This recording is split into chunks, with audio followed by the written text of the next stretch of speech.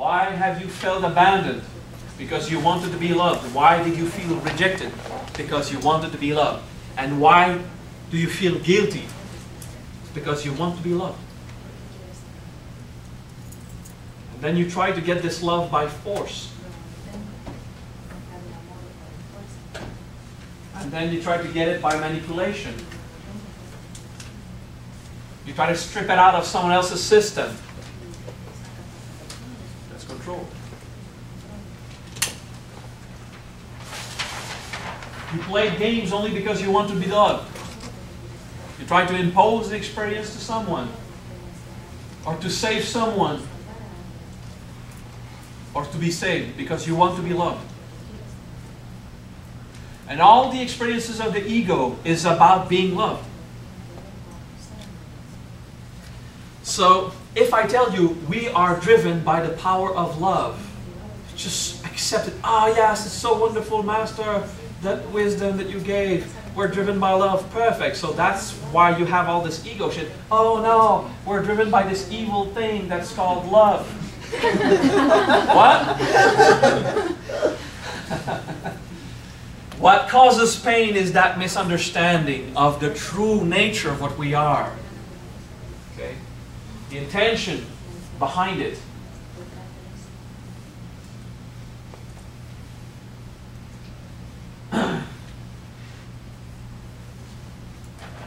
So we play various roles using various tools.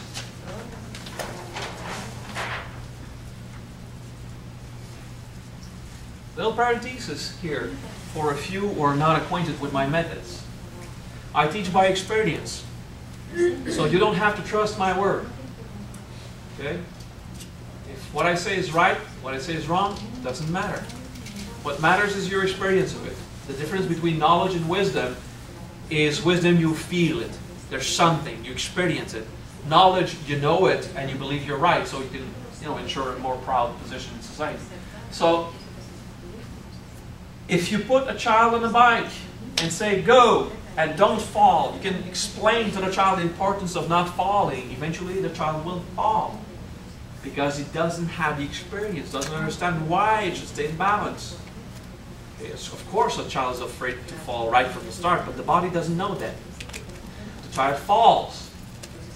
Oh, it hurt. I have to find another way. Not left, right, okay, until you find balance, until you know how to manage that.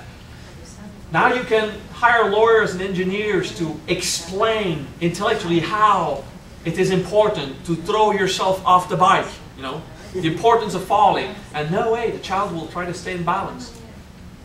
Because it fell, it was hurt.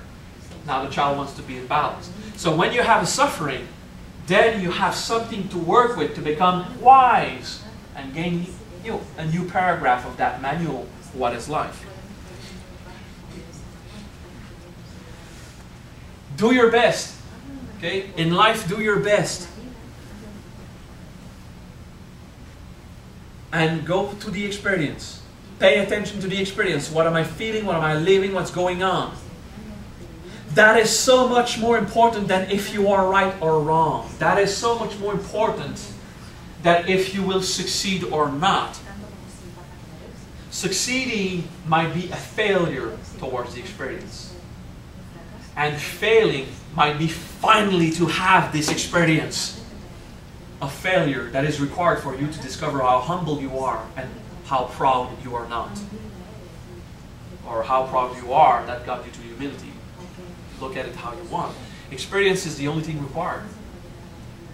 So in any wisdom by any spiritual master, go for the experience. And a spiritual master that tells you you need to have a master, that's bullshit. If you have a master, you do stuff very quickly, as opposed to when you do it alone. If you want to learn cooking alone, well, you might eventually do a good tart, or a pie. If you learn cooking with a chef, you're going to do an awfully wonderful meal.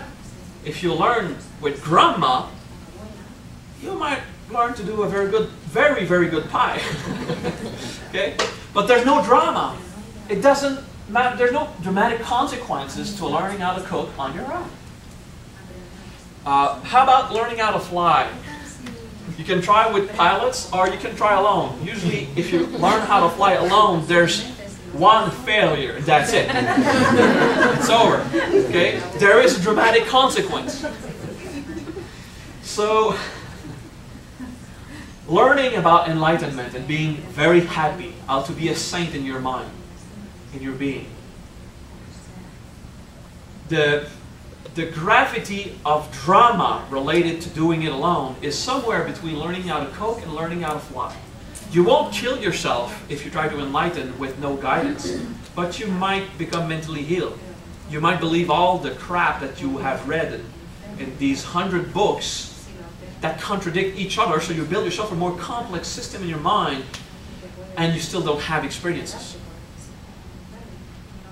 Guidance by a competent master is not an obligation. It's useful. Okay, so use it if you want. But never believe that you are a slave, that you need to have a master. Be grateful that there are resources available for you to understand this stuff. But when, especially my teachers, when you get to that point, my teachers who are enlightened, and I hear you sometimes, and of course there's Tara, but others, Tara likes to say like, it's very important, you won't make it if you don't have it. Yeah, you have to get out of this competing mindset. Of course you can get enlightenment without a master. It might take 100 lifetimes instead of 5 years, but you can make it, no problem. It de-dramatizes the situation. It's not dramatic, because nature is made in a way that we evolve. And I'm not talking about this for any other reason than for you to know how good you are a person, how good a being you are. Consider that you have not known this wisdom before, or else you would have lived probably a different life. You would have reacted pretty much differently. So if you consider that each lifetime you're more and more evolved, just consider this lifetime you're much more evolved and conscious of yourself now than when you were a child or a teenager. Teenager enslaved to forces of nature. You have no idea what's going on. You just do it. You just flow in a wave. And then you become an adult and say, oh, now I have to manage this? I used to just let go and flow, and now I have to be responsible. Shit, all right. So lifetime after lifetime you get better. So you have to consider that in the past you were not better. You were worse. Not worse in the sense that you were evil, worse in the sense that you were not that advanced. I use the words I have. I don't say that in the past you were worse than you are now. That's not what I want to say. But these are the words that are available. In my perception, you were more innocent, less competent at being happy, and more enslaved to causing suffering, because it's all you knew. So that's why I will say worst, not in the acknowledgement of evil or good. Worst in the perspective of wanting to get better. Better not as a judgment that you were not good, as an acknowledgement that you have to evolve. Okay? It's the words that I have to express this idea. Even our language assumes that we're bad people. So there's no word really to say exactly what I want to say. So you get the idea? Just do your best and acknowledge that you're less evolved than tomorrow and more evolved than yesterday, and just flow with that. Go with where you're at. And when you see that you hate yourself for being what you are, do steps. And accept, I did not have the experience. I have not fallen like this great disciple, proud of all the time he spent in Buddhism to study all the sutras. Went to the master, say, Master, I want to be initiated into the wisdom of enlightenment. And the master said, not enough suffering. Go suffer. When you have suffered, come back. And of course, what? Are you fucking crazy? I'm leaving that. And he left. And he had a life, and suffering happened, and then went to see the master. Thank you, master, for the wisdom. He thought that he left because he was insulted by the master who said, you need to go and suffer. Actually, it's exactly what he did. For the bad reasons, he did what the master asked. And he got the wisdom. I have suffered. can I be initiated in the wisdom of enlightenment? He said, yes, of course. You have been initiated in the wisdom of enlightenment already. What? You went and you suffered. Suffering is unavoidable. It is not absolutely required. You don't have to impose yourself more suffering to grow, but it's a part of life. There's no way avoiding that. So I'm coming back to my teaching on forgiveness. Do you understand the value of that forgiveness? Read.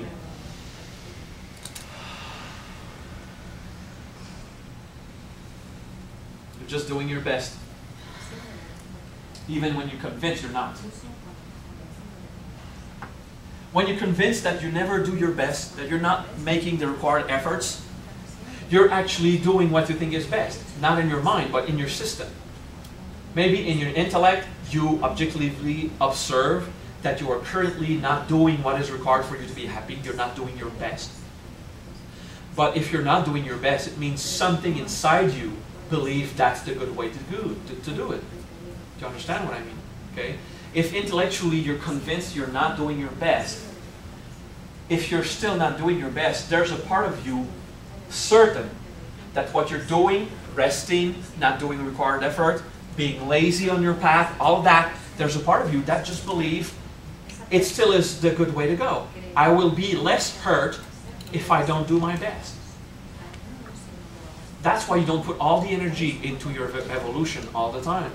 Because a part of you, the part that is stupid and lazy, wants to deploy as little effort as possible to gain the most evolution as possible, which is a nonsense because the evolution is directly related to the amount of implication you have in it.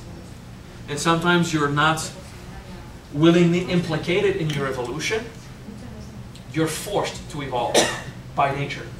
Nature aggresses you. It attacks you. It shows you that the husband and the wife is gone. It shows you that the things, the material things are left to manage and you have to take care of it.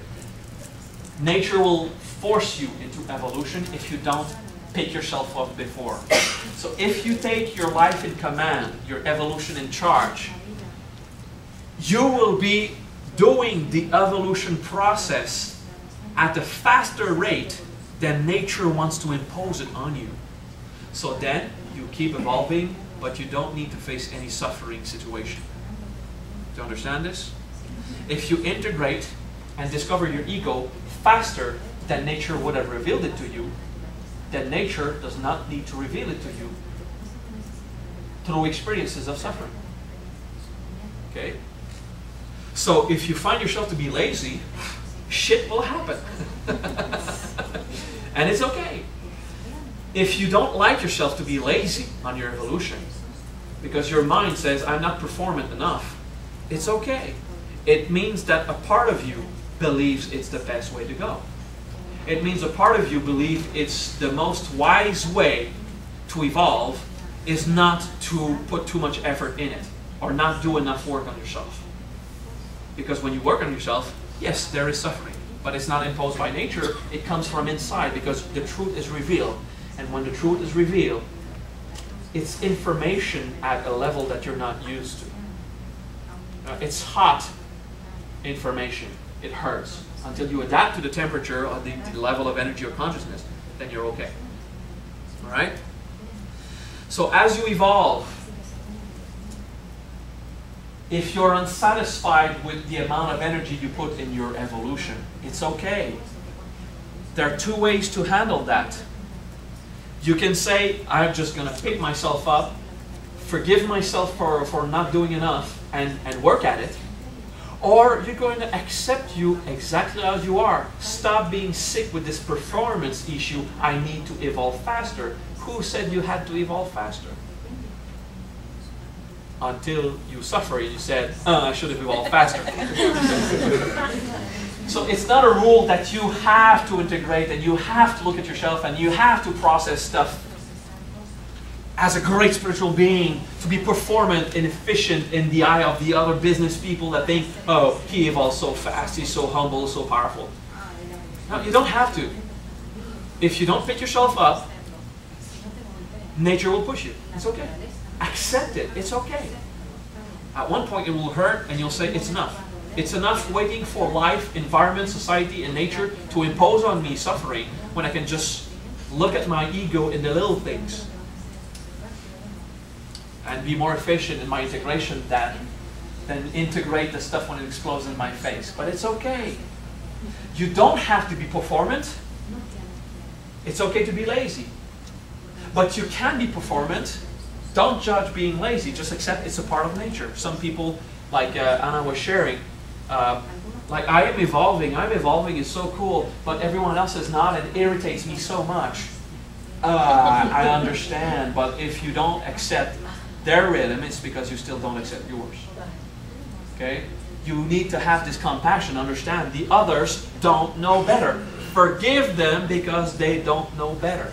It sounds like a Jesus phrase, does it? All right. It actually comes from that wisdom of Jesus on forgiveness. Forgiveness is understanding. And when other people or you don't know better, understand. It's okay. It's ignorance. If you feel guilty of not being efficient enough dealing with your issues, not doing your best, it means that a part of you still believes it's the best way to do it. Look at that part of you that prefers to wait until things crash. Well, it's cool when things crash because I don't have to put effort. It's forcing me to do it. Yeah, well, it hurts. Motivations.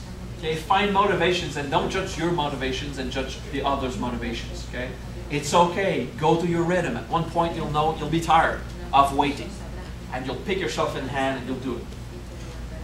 So we have denials of our emotions that push us to act in ways with different tools.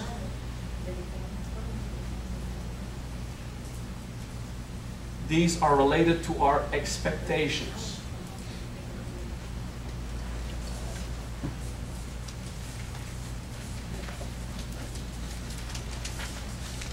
So the three expectations that I have been speaking about, your will to implicate yourself in evolution. Expectations is what are you hoping for? Expectation out of performance, competition, hope, because you're afraid to be abandoned. I hope he's going to be there. Okay. The virtue of hope, the hope that is used in the Christian philosophy to have hope, is not to hope for something to happen. It is a state of hope with no object attached to it. To be in a state of hope is to be eternally positive and determined. It's everything would be fine, let's do it. Okay? The state of hope is a state of willpower.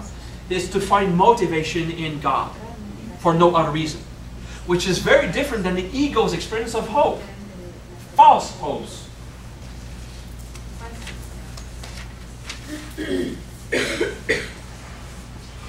So false hopes is this experience of hope that everything will be fine, but very localized on one event, and that's why we suffer. I hope that he will be there tonight. I hope that she will cook me something good. I hope that my money will come before my bills. I hope, these false hope, it's when the experience of hope is attached to a specific experience. Then it's not the universal state of hope. Oh, I'm not hoping for anything. I'm in a state of hope. In a positive, favorable way, everything will be perfect. God's will takes care of me, and whatever happens, I'll let go. That's the real hope. Looks like faith with willpower. Okay, but the false hopes is localized on little objects. I hope that specifically happens. Okay, so false hope. Did you have hopes? I hope I can have this spot on the bed. I don't. Identify hopes. You had false hopes. Very little glimpse of hopes when you were getting in line, hoping to have a nice spot, not to be too far away. You all have these little things when you were choosing your food. You had these hopes. There's going to be enough. There's something will be left. Of course, it's not like a real trialing thing because we always make sure there's enough for everyone. But we have this issue of false hopes. When some of you get home tonight, or those who get back home after the end of the boot camp, you have a hope that something will happen. And it's not we're not talking about the responsible management. Yes, I made sure that stuff would happen according to plan, which is prudent, which is very wise, which is responsible to take care of what is going to happen in the future. But still, you are living now. You're not preoccupied in worry. Okay? The hope of everything is fine, I took care of it. Okay? I'm talking here, trying to identify a false hope, a hope. I hope I'm going to have enough students. I hope I'm not going to run out of money. I hope that clients will come and buy my stuff. I hope my job will not be angry. I don't want to have too much pile up when I come back. I don't know what are your false hopes, but you have them. And try to just look at it. Usually they're not explosive and dramatic, but you do have them, because on these false hopes are built lots of conflicts.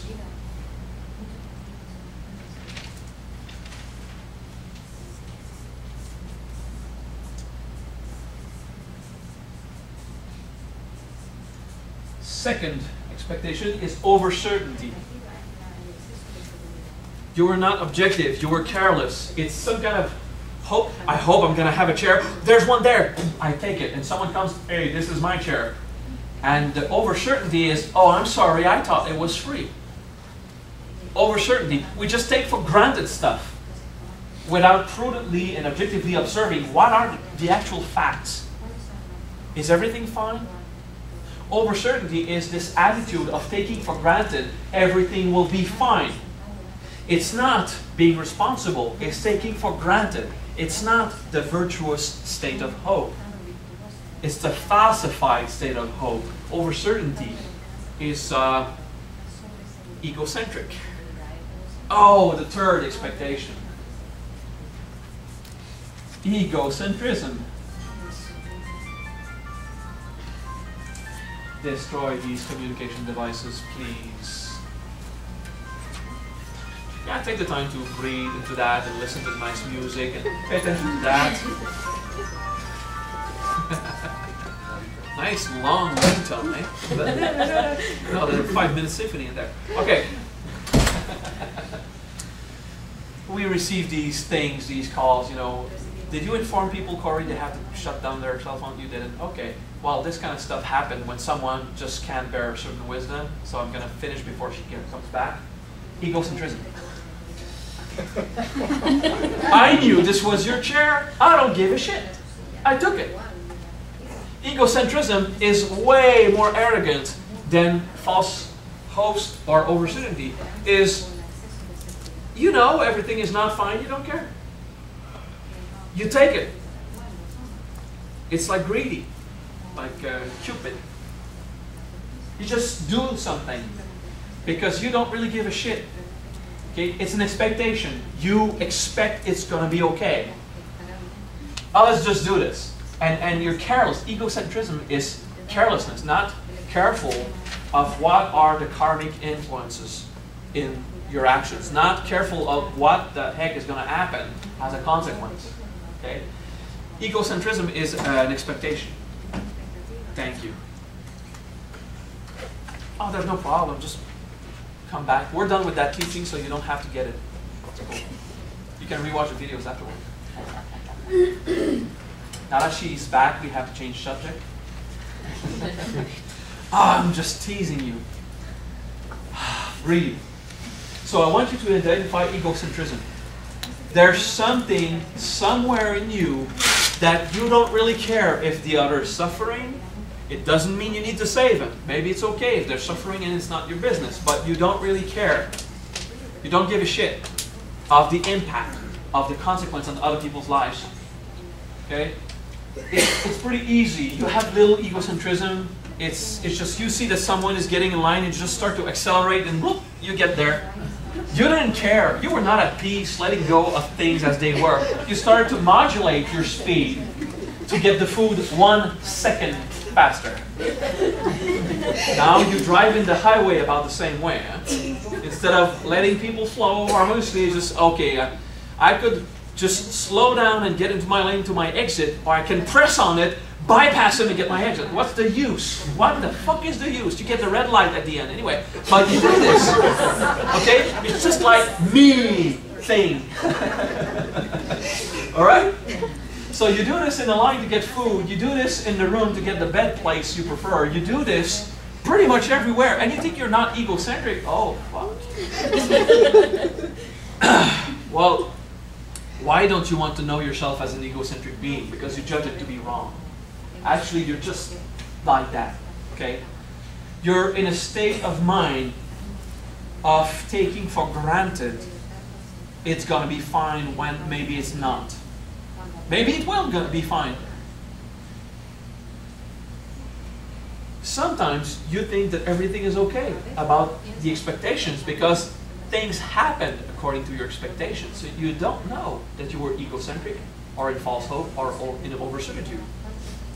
You just ignore that you were in your ego because everything went according to plan. So there was nothing to push out the fact that you were actually in your ego.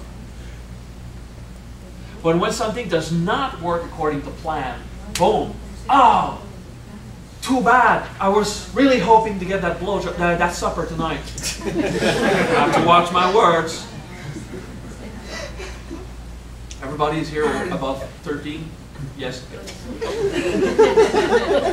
And then you get, oh my God, I was certain it was going to be fine and it wasn't. Well, why did you take for granted it was going to be fine when you did not objectively verify that it was going to be fine? Where's your responsibility in there? Okay, as a divine being, as you know yourself as God, it doesn't mean, oh, nature will take care of me. No, if you know yourself as God, you know you're in charge. And you have to care for it yourself. Nothing will go right if you don't take care of it yourself. And I give a teaching about saviors. Like, try not to go into the savior thing, but still save if it's required. Do the compassionate thing to help others.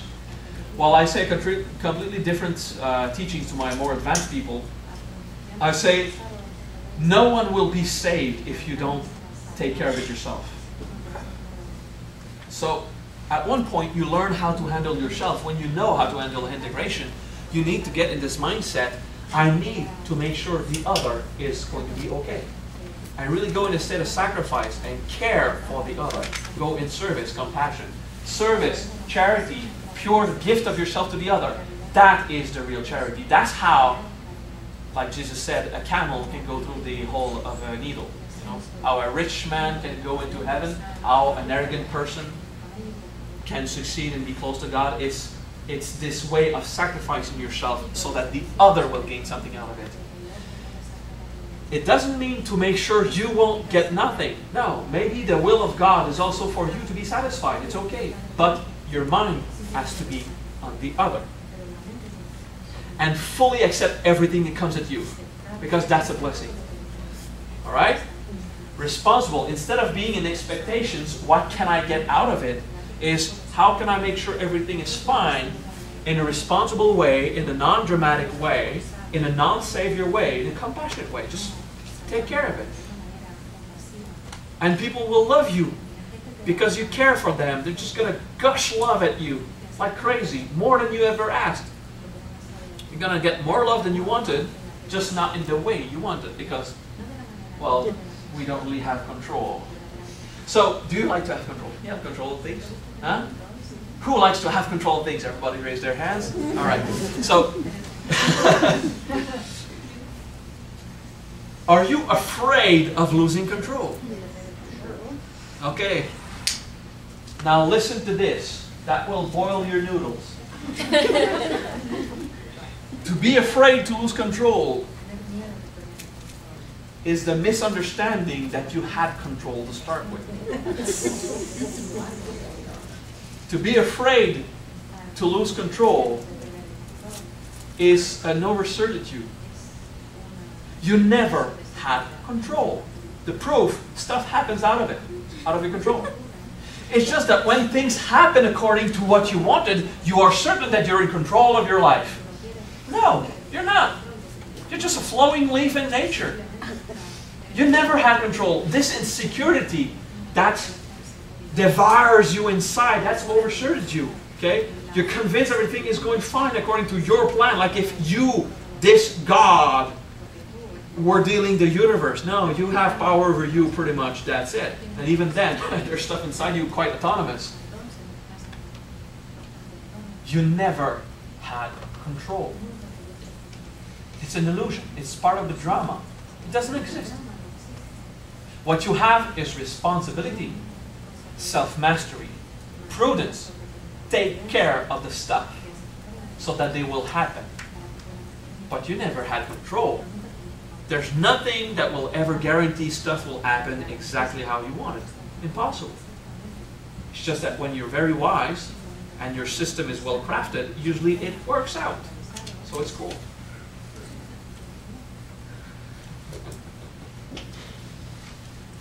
Okay. You like that? It's okay? You understand yourself? Convinced that sometimes you're egocentric. I say that rarely, like 1 second every 5 years, you're out of egocentrism from my perspective. Until you're more and more a soul, until you know how to exist as a soul, you're fucked. There's no way out. I was wondering this, I almost hesitated saying the F word. You know, we call it the F word, but isn't it insulting to every other word that starts with F? You know, you got fantasies that, oh my God, he said the F word, I hope it's about fantasy. And then you get fornication, which is just closest to the real F word. It says, oh no, it's about fornication, I think, you know, the F words must be fighting to get that spot, you know, in our dictionary. All right. Hey, humor is good. We have needs, do we?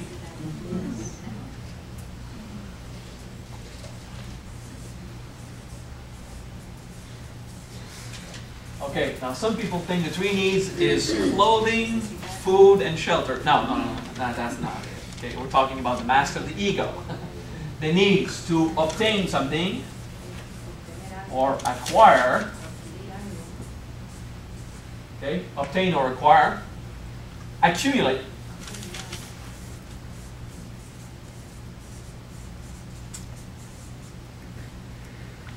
And attain. Attain as in reaching an objective. And I had a terrible argument with. But Manana, what's your name? Jerry. All right. Amaliana? Yeah, okay. I forgot. I just zapped. I looked at you. I've known you for years, but I just went, ugh. Okay, so Jerry, because I was thinking in the past and I forgot who you were then. Oh my God, the change, you know. So we had a terrible argument because he couldn't hear me say those words. You know, acquire, accumulate, and attain. He just couldn't hear the words. It was so funny. Oh, is it attain or obtain? What the fuck are you doing? Okay, I'm gonna write it. Yeah. It was fun. I remember that. I forgot your name, but I remember the argument. I forgot the argument. It probably is resolved. I just noticed I need to slack off a bit on the ego pressure. So you see I start introducing jokes and humor and random things that doesn't really relate to the knowledge. I just went to the egocentric and control thing, and you're like, no, I don't really want to hear more. Breathe, it's okay. Forgiveness, eh? Forgiveness. The key word for today is forgiveness. It's okay to be like that. All right. So the needs to acquire something, bam, it's mine. I need it. Okay? And then to accumulate, one is not enough. I got one, how about 5,000? Okay, let's work on that. Okay, until you reach a certain objective, okay, to attain your objective or a goal. Okay, so attaining an objective when it's not substantial that you can measure and accumulate, or accumulate an amount of resource, or obtain or acquire when it's about one thing. I want to acquire a lover. Unless you accumulate at this level where it's not a suitable society. Some people find a way to work it out. Okay, cool. It's their thing. So acquire, accumulate, and attain is just mechanical systems for us that just pushes us into a state of insatisfaction. Okay? To make sure we're always unsatisfied. Read. Look at it.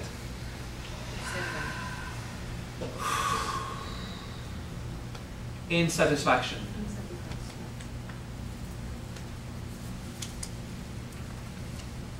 We have a system inside us,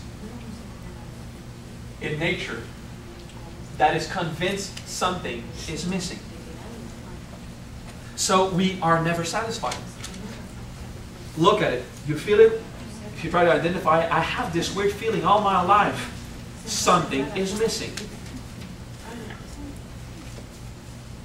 So you try to get a new car, and the house is not big enough. You're never satisfied. Okay.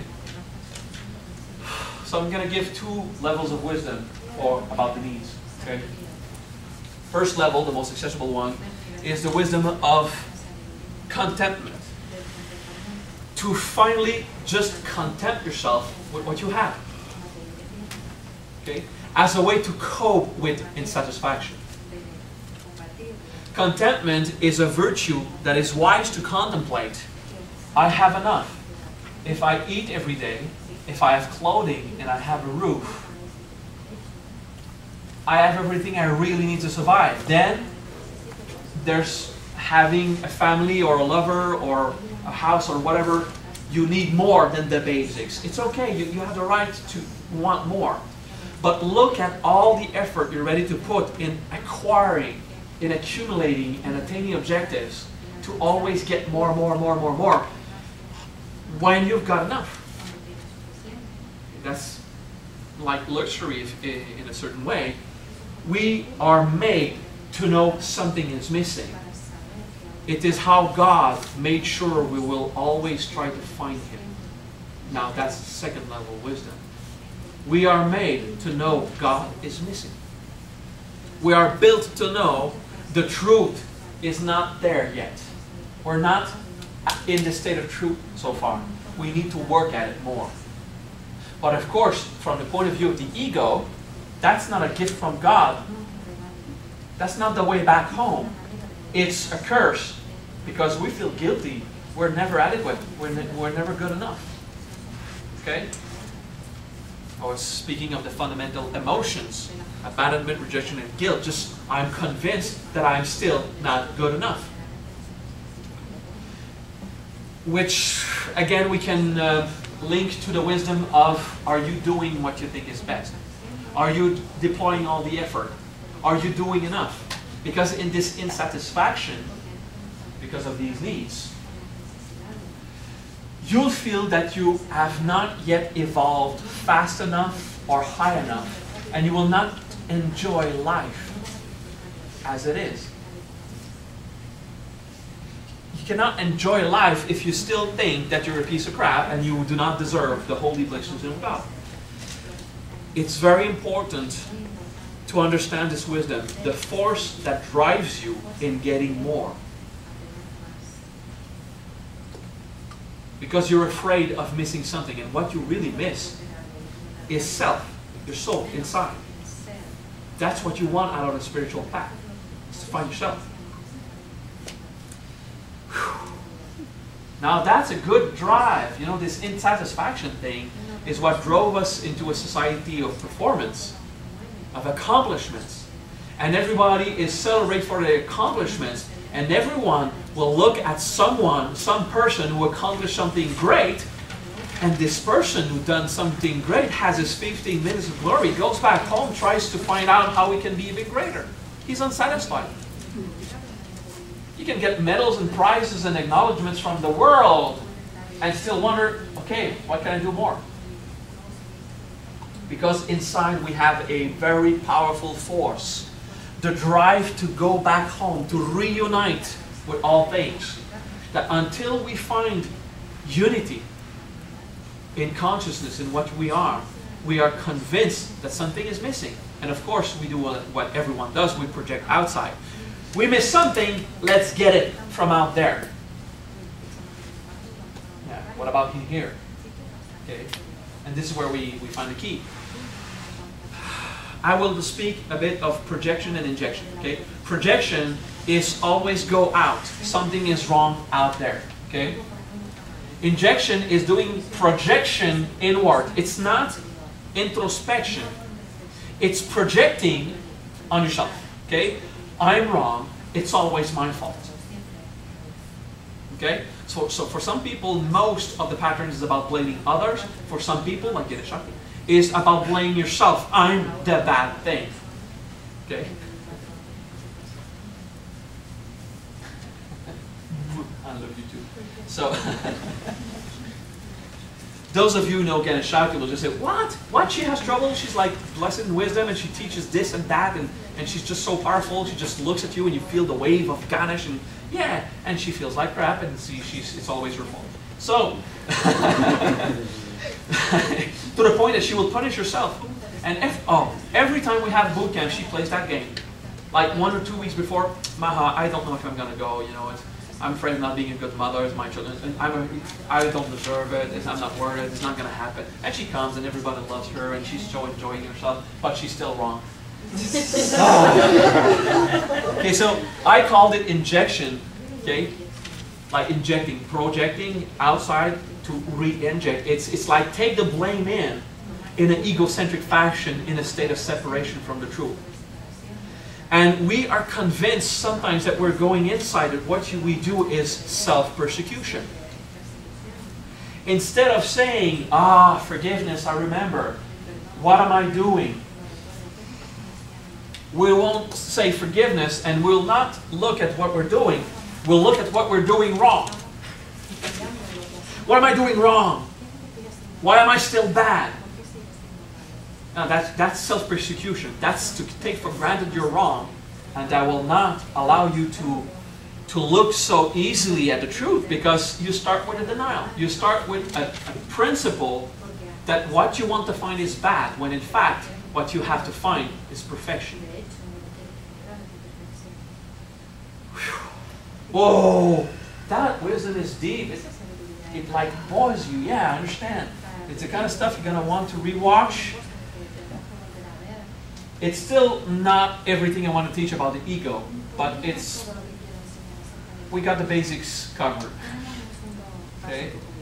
And it's okay. You see, I just said this is just the basics of what is ego in my perception. And some of you went, oh wow, that's so cool, there's more to discover, I want it. And some others said, oh my God, there's more? And I did this on purpose so that you would go in that game of thinking that you're wrong. It's okay to evolve. It's okay to do one step at a time. All the pressure you put on yourself because of this feeling of needs, then you project it and you start to sexually desire everything that moves and it's not correct, so you feel guilty. Oh, so you say you don't have sexual desires? Come on, you have them sometimes. Not everything that moves. Almost everything. You know, when you know yourself as God, there's no way you can limit yourself. You just feel the experience of desire. Now, of course, there's also wisdom. If you start screwing around with everything that moves, you're going to get sick or have problems with babies and stuff like that. I'm not saying babies are problems. I'm saying having 500 and not care for them is a problem, okay? Okay, so the wisdom there is to go in those desires and transmute them, to free yourself from the power of desires on you. I cannot speak of the needs without addressing sexuality a bit, of course. If, in order to keep your marriage straight, you prevent yourself from feeling any desire for anyone else than your lover, husband or wife, you're just going to hurt and you're going to die. You have to allow yourself to feel those desires for whatever comes. Allow it. Now, if you act on those desires, you're going to get the same suffering that if you try to repress them. Don't act on desires. Let it flow. Accept what's going on. Why am I in pain? Because I want to screw with that person and I can't. It's inappropriate. Go and use that in a way to reveal the truth. The fundamental needs are very close to the power of Kundalini when you master the experience of need. Satisfaction comes from desiring rather than from not having desires. Satisfaction comes from the availability to the power of God in nature, which is desire, yearning. Okay? If you act on that, it means you're a slave of nature. It will crush you. If you prevent it, you're denying the power of God. What do? You learn to observe it and free yourself from the suffering of being stuck with that power. And then it will rise. It's like a weight so heavy you have to carry it. Okay? So you're not bad for wanting to have sex with 5 different people. Okay? It will cause suffering if you do, most of the time. Unless you're a very good liar and, I don't know, you have a free schedule. I don't know. I like to tease about this because we're all so fucked up in the head with all these systems and desires and wanting, and that we don't know how to manage it. And you see how I work. Well, some of you know me. You know, I just hug everyone. I don't have this fear of touching because I feel those desires. Of course, these desires often are not at all about copulation. They're about contact. Ah, so I don't need to put my penis inside her. I can just hug her. All right, cool. You know, because there's a confusion. We think that a desire has to be acted all the way through the way that nature made sure we would survive. That's still being enslaved with nature. Okay. And then some people say, this guy touches every woman. Actually, I touch everyone. And 90% of people here are women. But I just go with guys. Not sex, I'm telling you about the hugs and the contact. Regardless, there's no judgment about homosexuality, but it happens. I'm not. But I love that. Look at this guy. This dude is gay. And there's another one bad. Who's gay here? 2 guys only? Oh, usually it's like 10%. Okay. It still is. Oh my gosh! Now I have just affected the next step in you. You know, I play games for you to get the next wisdom. You are so attached to your identity. The 3 attachments.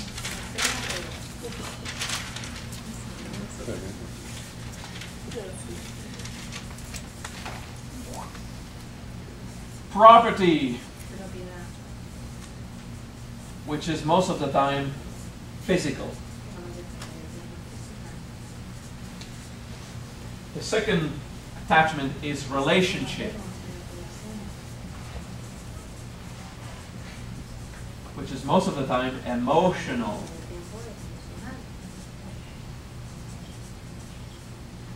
And the third attachment, your identity, or most of the time, the mental.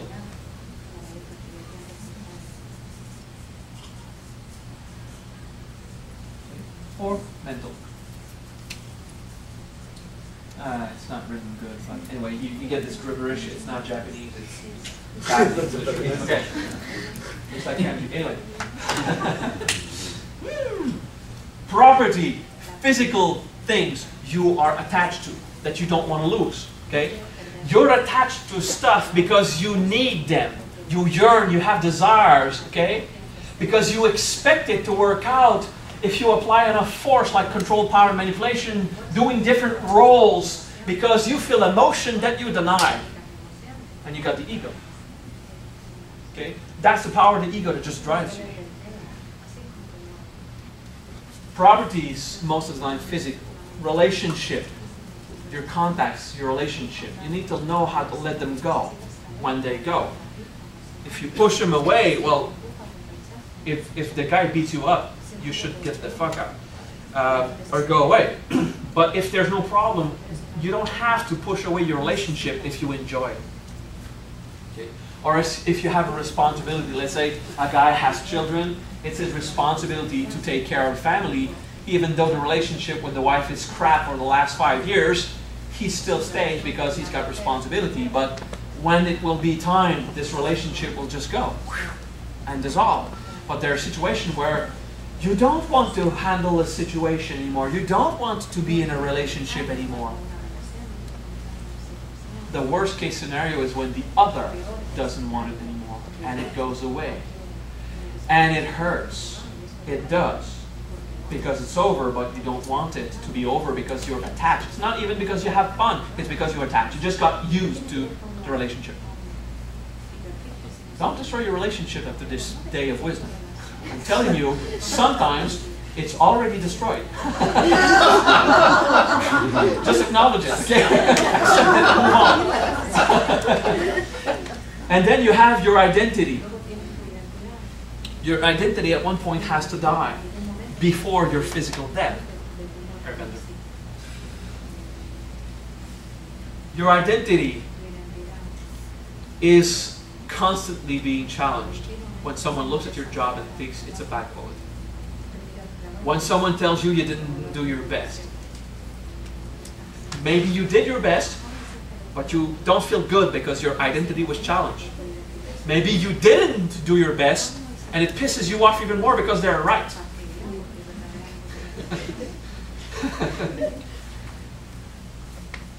Your identity is constantly going to be challenged. Constantly.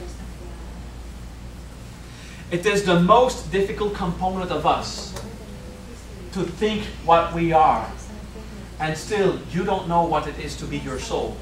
You have an idea of spiritual experience. But even after enlightenment, you still don't know what you are as a soul until you reach the 10th level, the 10th Buddha. Let's say close to being a Buddha. And then existing purely as a divine being reveals itself to you. And there's no way your identity could possibly simulate this experience. Your identity is always challenged on a spiritual path. And that is why it takes so much humility. And the masks of the ego are like in a series, the way they're presented, but actually I put them in a circle, and identity is the one closest to the denials. You know, the pride on the other side of the wheel. Okay? Because it just goes in all directions around a core, which is arrogance. Okay? And to understand arrogance, you need to know how to observe yourself from every possible angle.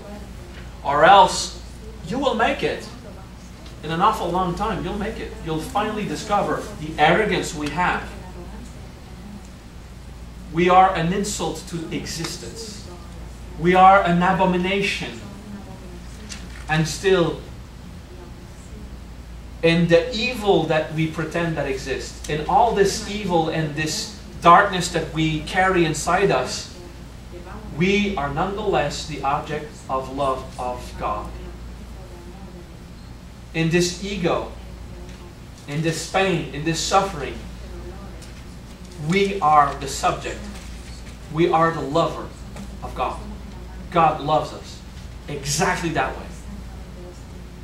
So it's not just a question of understanding in the mind. It's a question of understanding the wisdom, of gaining the wisdom, the Dharma, in your guts, in an experience. That what you are is perfection. And when you suffer, it's a part of the deal. And when you're happy, it's a part of the deal. But eventually, what you want is bliss. Bliss is a mix of joy and love. And sometimes it breaks your mind.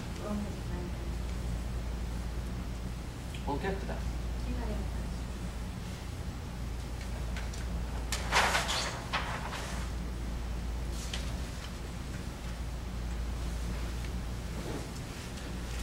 We have observed for a bit the masks of the ego to understand that this is how we are, and still there's something inside us that feels inadequate. Like with all this ego there is pain. Yes, because we know ego is the cause of suffering. And our misunderstanding is to think because ego is cause of suffering, ego is evil. And this is where forgiveness comes in. To cause suffering to ourselves and another That is not evil. It is simply ignorant. Forgiveness, anuja, forgiveness. Breathe it, feel it.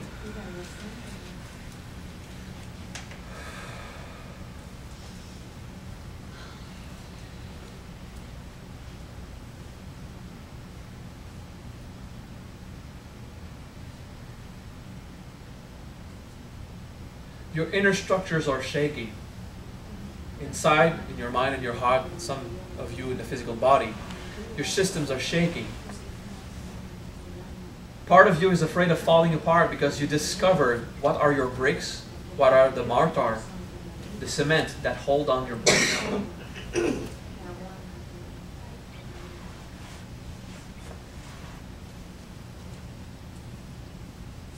Consciousness comes with time, practice, determination to persevere in the trials.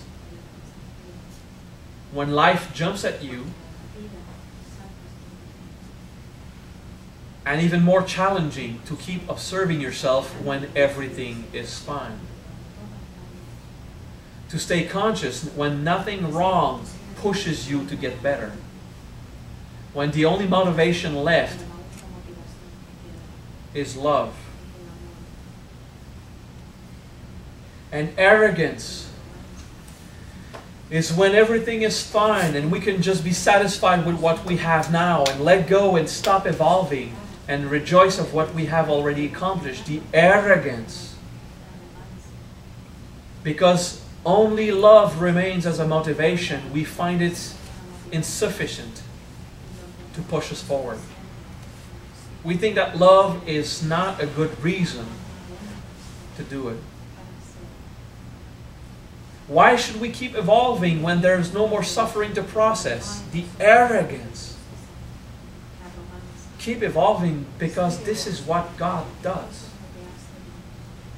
Because there is love and stuff happens.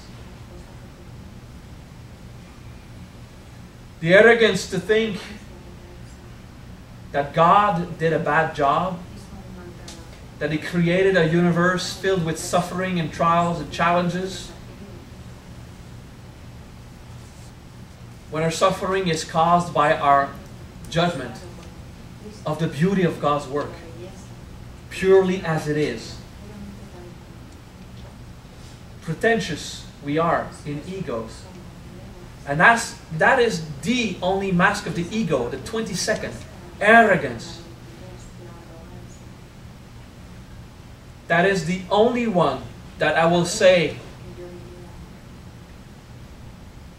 you really have to change that, to master that.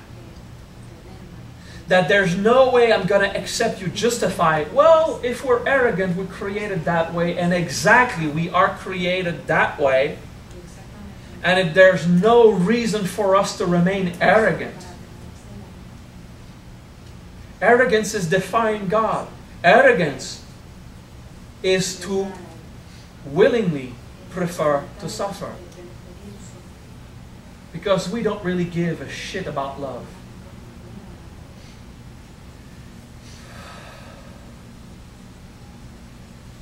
Breathe.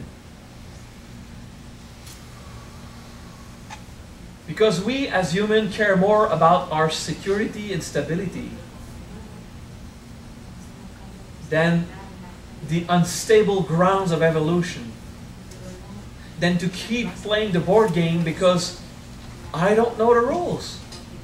Arrogance is to stand still. It's inertia. It's to prefer not advancing because I'm afraid of love. Because love hurts. Because each time I went for love, it hurt.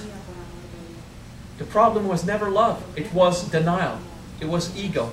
It was forces of nature. It was perfection. The problem was love. In the sense that it is in the natural laws from which we are built, that created us. God made us in His image, perfect, free, powerful, compassionate, loving, humble.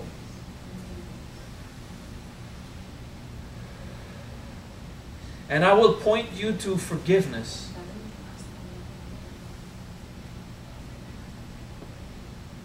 When you discover every mask of your ego, I will point you to forgiveness. Look, you had no choice. You made a choice, the choice to come here and to be enslaved to these forces of nature. And to suffer the weight of carrying God's plan, of carrying on you God's ego. But there is one point in your behavior. Although, yes, you have to forgive yourself. I will not point you to forgiveness. I'll kick you in the butt. What arrogance is this to prefer stagnation? What arrogance is this to keep wishing suffering, to endorse evil, to prefer belief in good and evil rather than to become responsible of what you have done in your own life?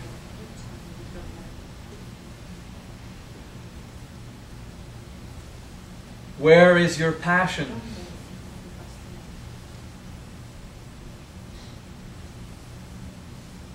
Passion is hidden in arrogance. To discover the true divine passion, you need to discover what is arrogance. Through experience, there's no way out. Passion is arrogance.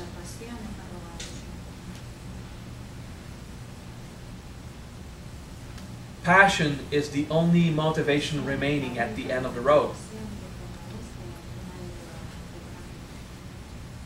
And arrogance is to pretend it's not there. Or to know it's there and not give a shit. Arrogance will cause so much suffering. And while you know it, you'll still do it.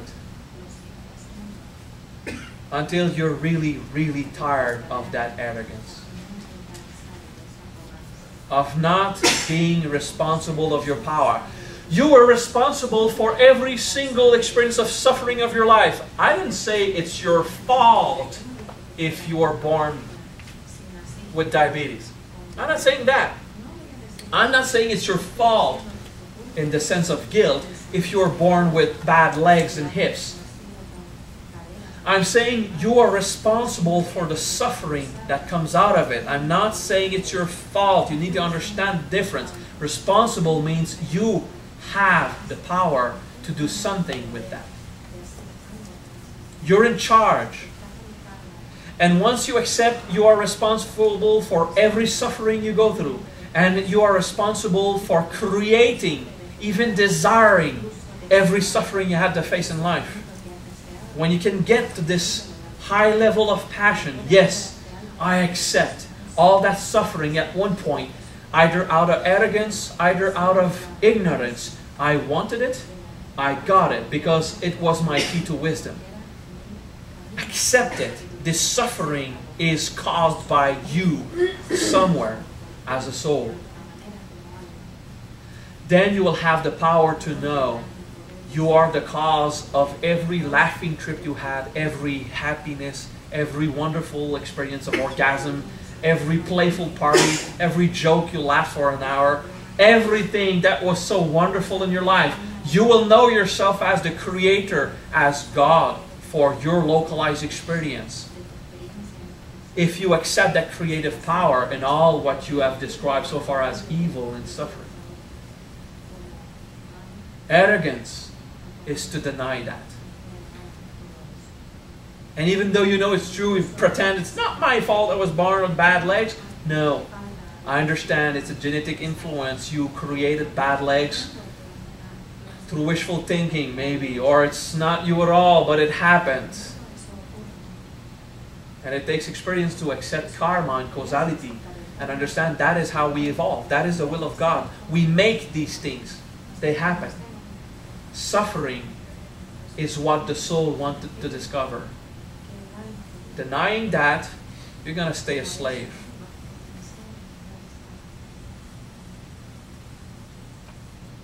It's a powerful teaching, the wisdom of arrogance.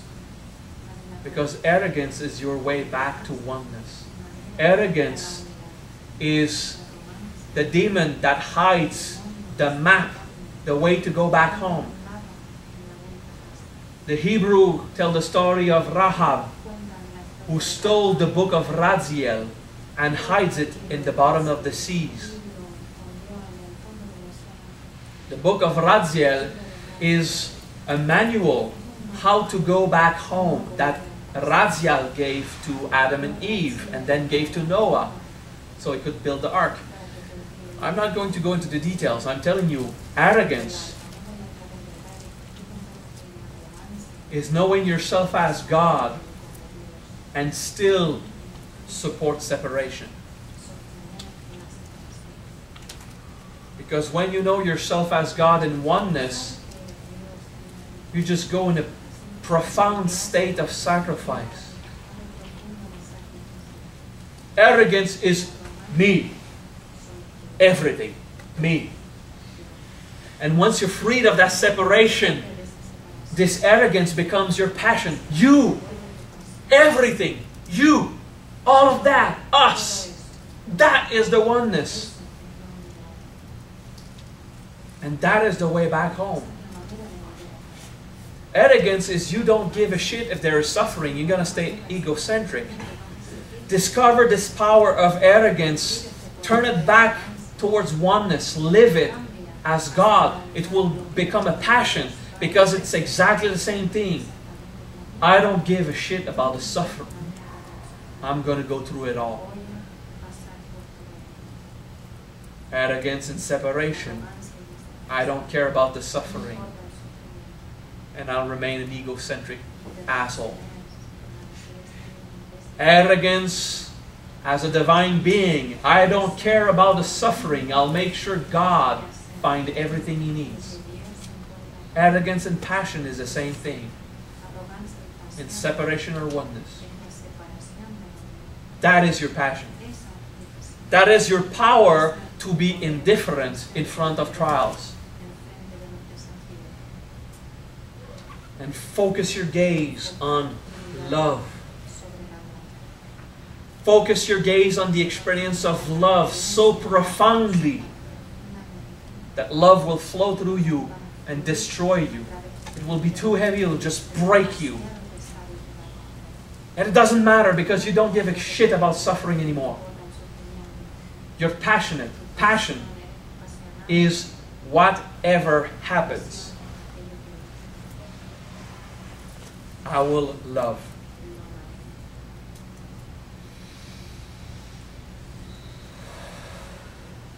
Regardless of the suffering I have to face, I will love. Regardless of the happiness I have to face, I will love.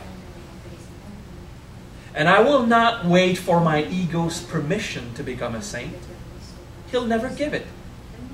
Ego is the power of separation. It doesn't care. It's an arrogance. It is that passion for separation. Change that arrogance into the passion of oneness. So you can accomplish everything. Do not wait for your ego's permission to keep progressing. Do it.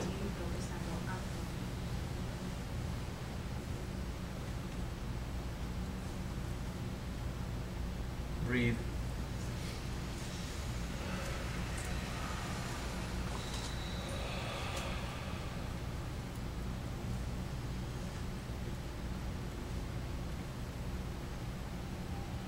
Next step, the transformation of arrogance into passion. Camera.